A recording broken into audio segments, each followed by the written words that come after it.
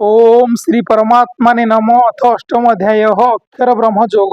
अर्जुन कहिले हे पुरुषोत्तम एही ब्रह्म कौन आध्यात्म कौन कर्म कौन अधिभूत काहाकू कुहा जायछि अधिदेव काहाकू कहନ୍ତି हे मधुसूदन एठारे अधिजज्ञ किए ओ से एही शरीर किपरि अछंती तथा जुक्ति चित्त पुरुष मानक द्वारा मरण काले आपण किपरि जानि होती। भगवान कहिले परम अक्षर ब्रह्म अटे।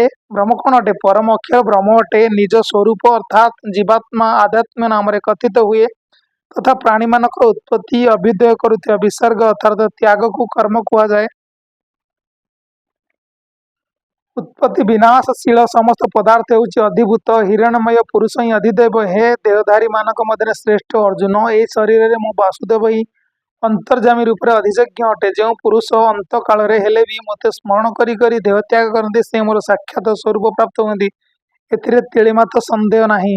हे कुंती पुत्र अर्जुन यही मनुष्य अंत काल जो जो भाव स्मरण करी शरीर त्याग करे से ताही प्राप्त हुए कारण से सबुबले से भाव भावित हो रही है। अतएव हे अर्जुन तुम्हें सबु समय निरंतर मोर स्मरण कर युद्ध मध्य कर यही प्रकार मोठार अर्पण कराई मनोबुद्धि युक्त हो तुम्हें निसंदेह मते ही प्राप्त हेब। हे पार्थ परमेश्वर ध्यान रे अभ्यास रूपक जोगर युक्त हो अन्य आड़े जाऊन चित्त द्वारा निरंतर चिंतन करुवा मनुष्य परम प्रकाश रूप दिव्य पुरुष को अर्थात परमेश्वर को प्राप्त हुए। जो पुरुष सर्वज्ञ अनादि सर्वनियंता सूक्ष्माति सूक्ष्म समस्त धारण पोषणकारी अचिंत्य स्वरूप सूर्य सदृश नित्य चेतन प्रकाश रूप अविद्यारु संपूर्ण अतीत शुद्ध सचिदानंद घन परमेश्वर को स्मरण करती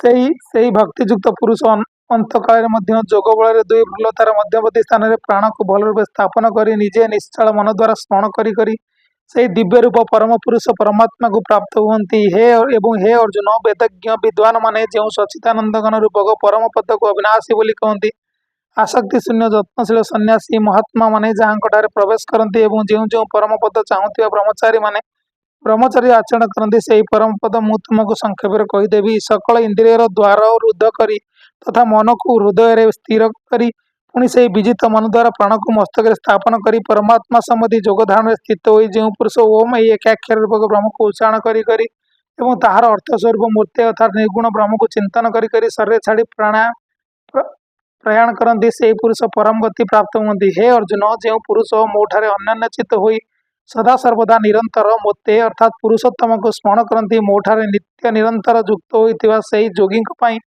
मु सुलभ अर्थात मुझे सहजरे प्राप्त हो जाए। परम सिद्धि प्राप्त महात्मा माने मोते प्राप्त हो दुखर गृह रूपक क्षण भंगुर पुनर्जन्म पाती नहीं। हे अर्जुन ब्रह्मलोक पर्यंत समस्त लोक पुनरावर्ती किंतु हे हे कुंती पुत्र मते प्राप्त हेले पुनर्जन्म हुए नहीं कारण मु कालातीत एवं से सबको ब्रह्मादि लोके काल द्वारा सीमित हो अनित्य।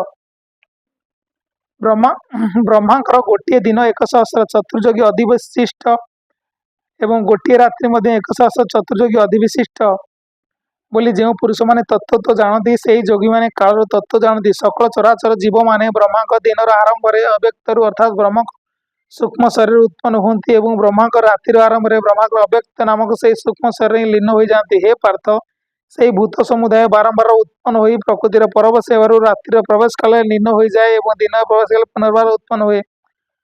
उक्त अव्यक्त ठार जो अति श्रेष्ठ अर्थात जो विलक्षण सनातन अव्यक्त भाव रही से परम दिव्य पुरुष सकल चराचर प्राणी नष्ट हो गले विनाश प्राप्त हुंती नहीं। जो अव्यक्त को अक्षर बोली कह जाए अक्षर नामक अव्यक्त भाव को परम गति कहती तथा जो सनातन अव्यक्त भाव प्राप्त हेले मनुष्य माने आउ फेरी आसती नहीं ता मोर परम धाम अटे।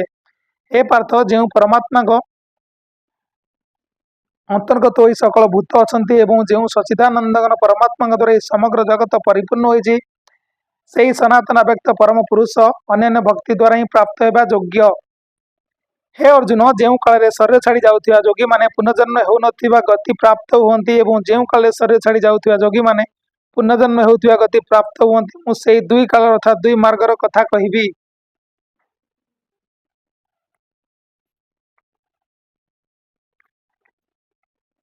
जो मार्गे ज्योतिर्मय अग्नि अभिमानी देवता दिनर अभिमानी देवता शुक्ल पक्षर अभिमानी देवता उत्तरायण 6 मास अभिमानी देवता अच्छा मृत्यु पर से ही मार्ग जाइथिबा ब्रह्मवेत्ता योगी माने ସେହି ଦେବତାମାନଙ୍କ ଦ୍ୱାରା କ୍ରମାନ୍ୱୟରେ ନିଆଯାଇ ବ୍ରହ୍ମକୁ ପ୍ରାପ୍ତ ହୁଅନ୍ତି। ଯେଉଁ ମାର୍ଗରେ ଧୂମାଭିମାନୀ ଦେବତା, ରାତ୍ରି ଅଭିମାନୀ ଦେବତା, କୃଷ୍ଣ ପକ୍ଷର ଅଭିମାନୀ ଦେବତା ଏବଂ ଦକ୍ଷିଣାୟନ 6 ମାସର ଅଭିମାନୀ ଦେବତା ଅଛନ୍ତି, ମୃତ୍ୟୁ ପରେ ସେହି ମାର୍ଗରେ ଯାଇଥିବା ସକାମ କର୍ମ କରିଥିବା ଯୋଗୀ ଉପରୋକ୍ତ ଦେବତାମାନଙ୍କ ଦ୍ୱାରା କ୍ରମଶଃ ଊର୍ଦ୍ଧ୍ୱଲୋକକୁ ନିଆଯାଇ ଚନ୍ଦ୍ରମାଙ୍କ ଜ୍ୟୋତି ପ୍ରାପ୍ତ ହେଲେ ସ୍ୱର୍ଗରେ ନିଜ ଶୁଭକର୍ମର ଫଳ ଭୋଗ କରିସାରି ଫେରିଆସେ।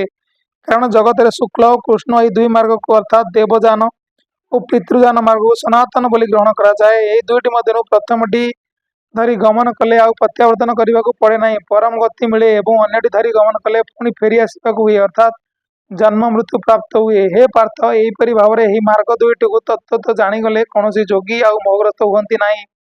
ତେଣୁ ହେ ଅର୍ଜୁନ, ତୁମେ ସର୍ବଦା ସମବୁଦ୍ଧି ରୂପକ ଯୋଗ ଦ୍ୱାରା ଯୁକ୍ତ ହୁଅ ଅର୍ଥାତ୍ ନିରନ୍ତର ମୋର ପ୍ରାପ୍ତି ପାଇଁ ସାଧନାରତ ହୁଏ। ଯୋଗୀ ପୁରୁଷ ଏହି ରହସ୍ୟ ତତ୍ତ୍ୱତଃ ଜାଣିଯାଇ ବେଦ ପଢ଼ିବାରେ ତଥା ଯଜ୍ଞ ତପ ଦାନାଦି କର୍ମମାନଙ୍କରେ ଯେଉଁ ପୁଣ୍ୟ ଫଳ ମିଳେ ବୋଲି କୁହାଯାଇଛି, ସେସବୁକୁ ନିଃସନ୍ଦେହ ଉଲ୍ଲଂଘନ କରିଯାଆନ୍ତି ଏବଂ ସନାତନ ପରମ ପଦ ପ୍ରାପ୍ତ ହୁଅନ୍ତି। ଓମ୍ ତଦ୍ଦିତି। ଶ୍ରୀମଦ୍ ଭଗବଦ୍ ଗୀତା ଶ୍ରୀପତି ବ୍ରହ୍ମବିଦ୍ୟାମ୍ ଯୋଗଶାସ୍ତ୍ରେ ଶ୍ରୀକୃଷ୍ଣାର୍ଜୁନ ସମ୍ବାଦେ ନାମ ଅକ୍ଷର ବ୍ରହ୍ମ ଯୋଗ ନାମ ଅଷ୍ଟମ ଅଧ୍ୟାୟ।